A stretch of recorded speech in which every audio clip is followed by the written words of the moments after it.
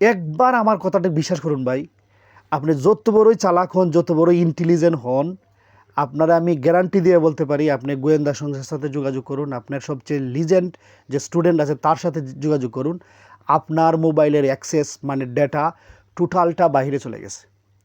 আপনার মোবাইলে প্রাইভেট আপনার ওয়াইফের সাথে যদি গোপন কোনো ছবি তুলে থাকেন, আপনার প্রেমিকার সাথে গোপন কোনো ছবি তুলে থাকেন, আপনার পরিবারের লোকজন কয়জন, আপনি কোন দিকে হেঁটে যাচ্ছেন, আপনি কোন অপশনে ঢুকছেন, সব কিছু ওরা ওইখান থেকে বসে দেখতে পারে।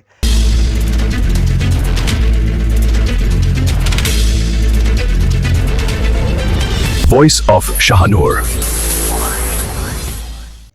আসসালামু আলাইকুম। আজকে যদি একটু সময় খরচ করে আপনারা আমার ভিডিওটি দেখেন, তখন আপনারা বুঝতে পারবেন যে আপনার চারপাশে যারা আছে বা আপনি যাকে নিয়ে সবচেয়ে বেশি চলাফেরা করেন, হোক সে আপনার বাবা, হোক সে আপনার ভাই, হোক সে আপনার বন্ধু, হোক একজনের প্রেমিক, হোক একজনের স্বামী, সে যে কত বড় নেশাগ্রস্ত, আপনি আমার ভিডিওটি একটু সময় খরচ করে দেখুন, আপনার মাথা আউলিয়ে যাবে আমার ভিডিওটি দেখলে। কারণ আমরা জানি সমাজে যেসব নেশাগ্রস্ত মানুষ আছে, কমন কয়েকটি নেশার নাম আমরা জানি।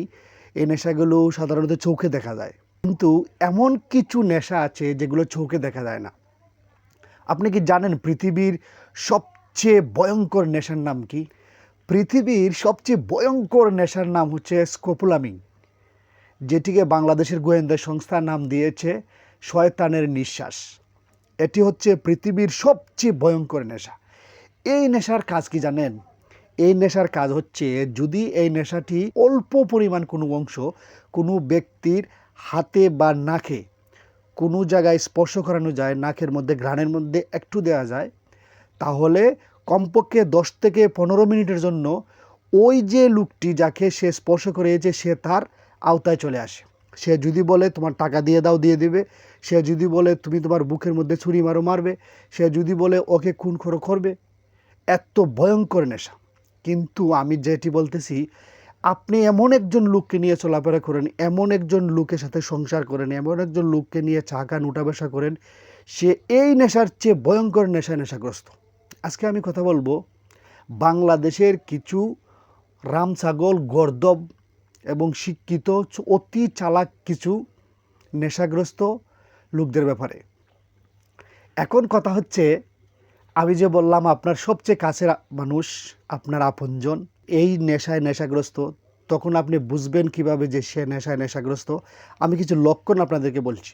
আমি কমপক্ষে 10টি লক্ষণের কথা আপনাদেরকে বলছি, যে এই লক্ষণগুলো আপনার আপনজনের কাছে যদি পান বা আপনার তার মধ্যে দেখেন, তাহলে 100% ধরে নেবেন সে নেশাগ্রস্ত। আমি প্রথম যে লক্ষণটি বলবো, 1 নম্বর লক্ষণ, ভালো করে মনে রাখবেন 1 নম্বর লক্ষণগুলো। সে দেখবেন তার মোবাইলের ডিসপ্লে কাউকে দেখাবে না, তার মেসেঞ্জারে কাউকে ঢুকতে দেবে না, তার টেলিগ্রাম অ্যাপে কাউকে ঢুকতে দেবে না। সে একা একা বিভিন্ন জায়গাতে লুকিয়ে লুকিয়ে মোবাইল ব্যবহার করে। এটা হচ্ছে প্রথম লক্ষণ। আর দ্বিতীয় লক্ষণটি হচ্ছে, সে সব সময় অনলাইনে থাকে। সে তার বাপের নাম ভুলে গেলেও দেখবেন বিভিন্ন দেশের ক্রিকেটারদের নাম সে ভুলে না। ক্রিকেটারদের খেলার সময়সূচি, কোন সময় কোন দলের খেলা আছে সেটি মুখস্থ রাখে, কিন্তু দেখবেন তার বাপের নাম ভুলে গেছে। এটা হচ্ছে দ্বিতীয় লক্ষণ। তৃতীয় লক্ষণ হচ্ছে, দেখবেন আপনার সেই মানুষটি ছোটো ছোটো অঙ্কের টাকা আপনার কাছে ধার চাচ্ছে। হঠাৎ আপনাকে বলে উঠবে, আমার বিকাশটা কাজ করছে না, 200-300 টাকা দাও। কোনো সময় বলবে এমার্জেন্সি, আমার ক্রেডিট কার্ড কাজ করতেছে না, আমি 300 টাকার জন্য আটটিয়ে আছি। এমনও সময় বলবে 300 টাকা দাও, আমার হঠাৎ করে মানি ব্যাগটা রেখে এসেছি। এটা হচ্ছে তৃতীয় লক্ষণ।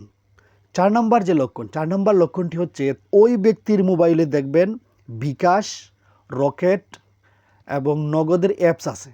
আপনি তার কাছ থেকে হাসির চলে তার বিকাশ, নগদ বা রকেট অ্যাকাউন্টের হিস্ট্রিতে ঢুকবেন, দেখবেন ব্যাপক লেনদেন আছে।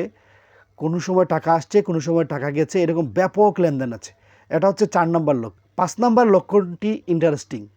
হঠাৎ দেখবেন সে ব্যাপক হারে খরচ করছে, বড় বড় মাছ কিনছে, বন্ধুবান্ধবকে খাওয়াচ্ছে, দামি দামি পোশাক কিনছে।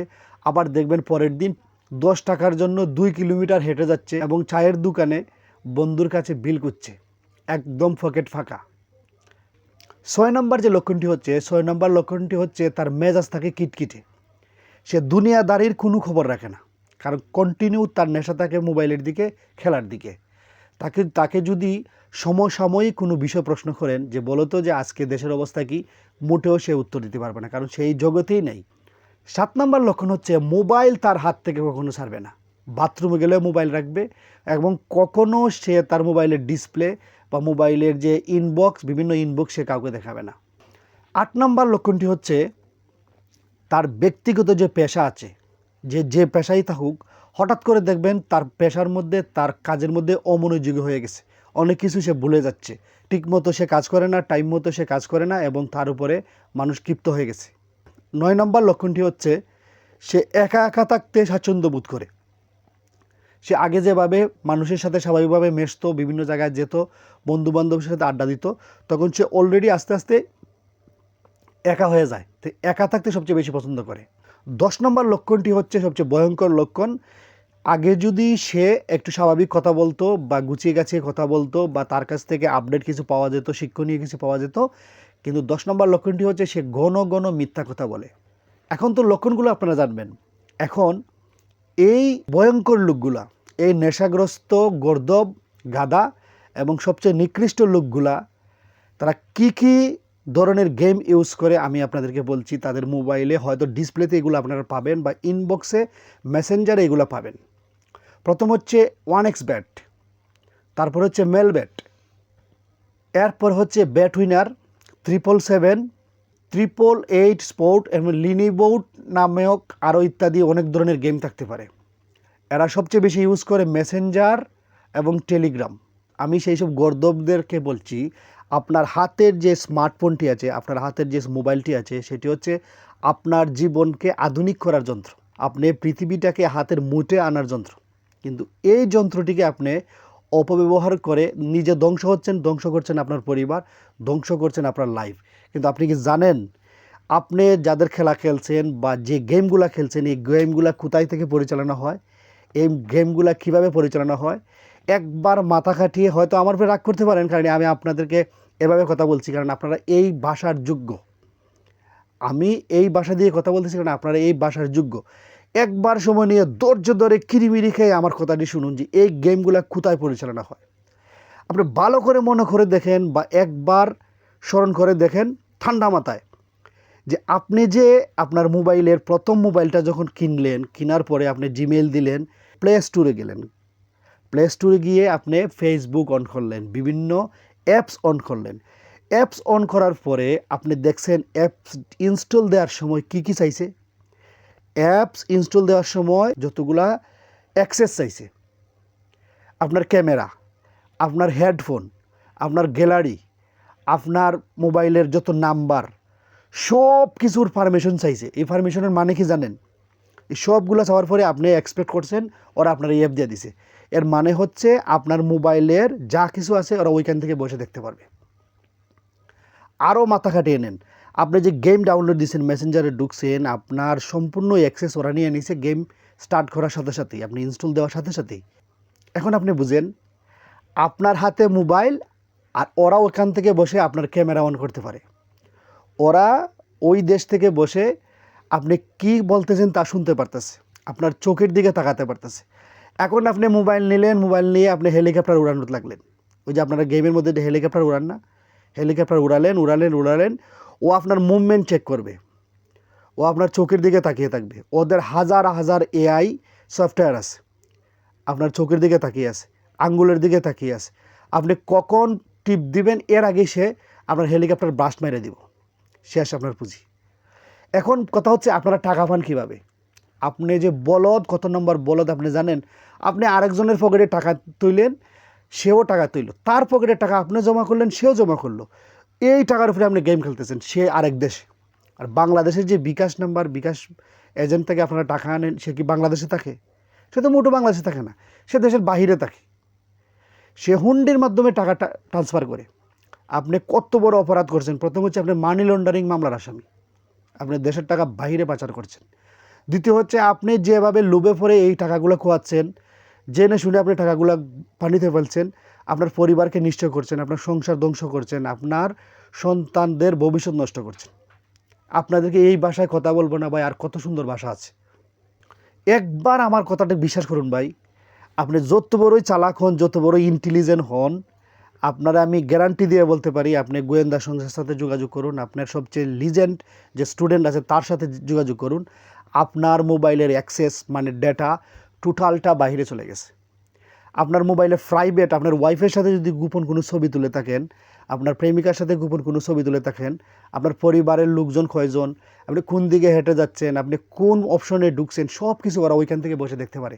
আর আপনি তো মোবাইলে হেলিকপ্টারে টিপ দিবেন বা আরও কী কী জানি খেলেন, কত রান ধরবেন, কার সাথে কি পাশাপাশি গপ করতেছেন, আপনার মোবাইল নিয়ে বসেন না দুই চারজন জুয়ারি একসাথে, সব জুয়ারির একসাথে বৈশা বলেন না আমি এত ধরছি আমি এত ধরছি, ওইগুলো তারা ওইখান থেকে শুনতে পারে।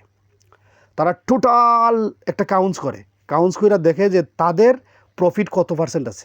তাদের প্রফিটটা যখন হাই আসে তখন তারা অলরেডি গেমটা ডিসেবল করে দেবে, মানে সবাই ফেল।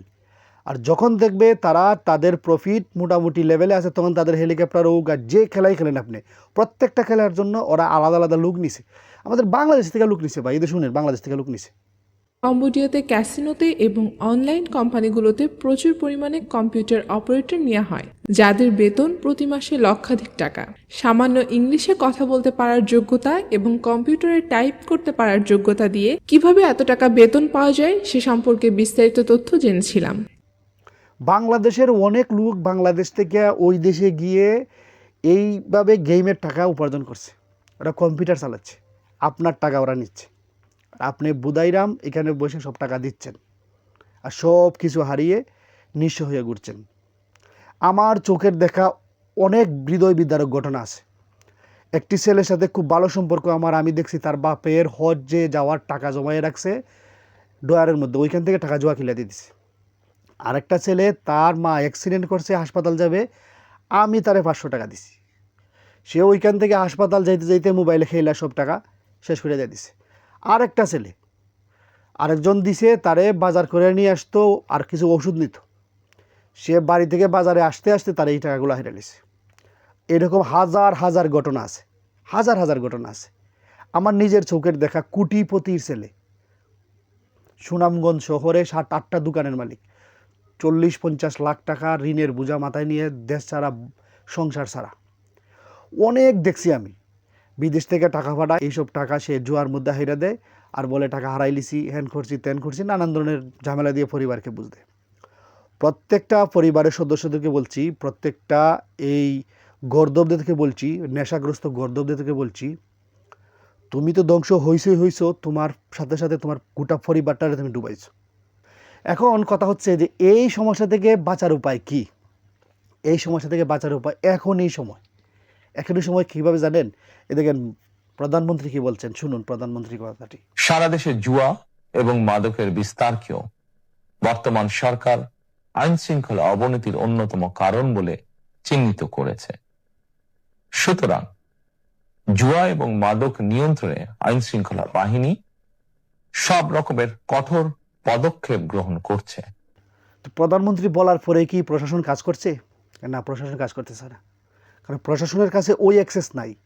সবার হাতে স্মার্টফোন আছে, তাহলে প্রশাসন কীভাবে বুঝবে যে কার মোবাইলে অ্যাপস আছে? প্রশাসনকে আমরা তো বুদ্ধি দিতে পারি না, ওরা এমনি ইন্টেলিজেন্ট, ওরা কারো কাছে দাঁড়দারি না।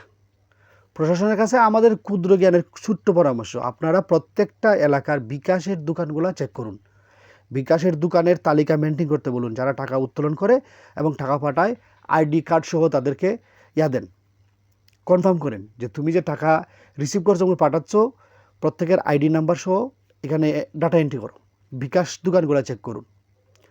আর দ্বিতীয় হচ্ছে, এখানে মাস্টার মাইন্ড আছে, প্রত্যেকটা পাড়াতে, প্রত্যেকটা অঞ্চলে, প্রত্যেকটা বাজারে একজন করে ওটিপিদারই মাস্টার মাইন্ড আছে।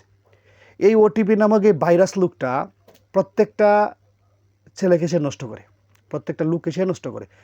এই ওটিপিদারি ভাইরাস কি করে, যদি 10 জন জুয়ারিকে সে তার ওটিপি দিয়ে আইডি খুলে দিতে পারে, তাহলে ওই 10 জন জুয়ারি যদি প্রতিদিন 10,000 টাকা মানে হারে, তাহলে সে কমপক্ষে সম্ভবত এখান থেকে সে 500 থেকে 400 টাকা পায়, সে আবার ওই 400 টাকা দিয়ে খেলতে পারে। এরকম অনেক ওটিপি আছে, একটারে ধরেন, একটারে দইরা আইনা উত্তম মাধ্যম ভালো করে দেন, দিয়া তার কাছ থেকে লোন যে সে ওটিপি কার কাছ থেকে আনছে, এরকম একটা সিলসিলা তৈরি করেন, 2-4-5টারে ধইরা দেখবেন একদম সমাজ ঠিক হয়ে গেছে আর জুয়ারিরা উধাও হয়ে গেছে। এখন দ্বিতীয় হচ্ছে পরিবারের কাজ। আপনার পরিবারের আপনার ছেলে হোক, আপনার স্বামী হোক, বা আপনার একজন পিতাই হোক, বা আপনার সন্তান যেই হোক, তার চলাফেরার উপরে লক্ষ্য করুন। অস্বাভাবিক চলাফেরা, আমি যে 10টি লক্ষণের কথা বলছি, এরকম যদি 1-2টা পান, এখনই সময় তাকে থামান। তার হাতের মোবাইলটা নিয়ে নিন, তাকে একটি বাটন ফোন দিয়ে দিন এবং 40 দিনের চিল্লায়, আমার কথা হচ্ছে 40 দিনের চিল্লায় পাঠিয়ে দিন সরাসরি। 40 দিনের চিল্লা সাইডে আসুক, নামাজ পড়ুক, যে যে কাজ করতো ওই কাজে মনোযোগী হোক। তাহলে বেঁচে যাবে দেশ, বেঁচে যাবে সমাজ, বেঁচে যাবে একটি পরিবার, বেঁচে যাবে একটি সংসার, বেঁচে যাবে সে নিজেও। আসুন আমরা সবাই মিলে এই উদ্যোগটি নেই, সমাজকে আমরা সুস্থ এবং শান্তিপূর্ণ গড়ে তুলি। আসসালামু আলাইকুম, ভালো থাকবেন, ভালো রাখবেন।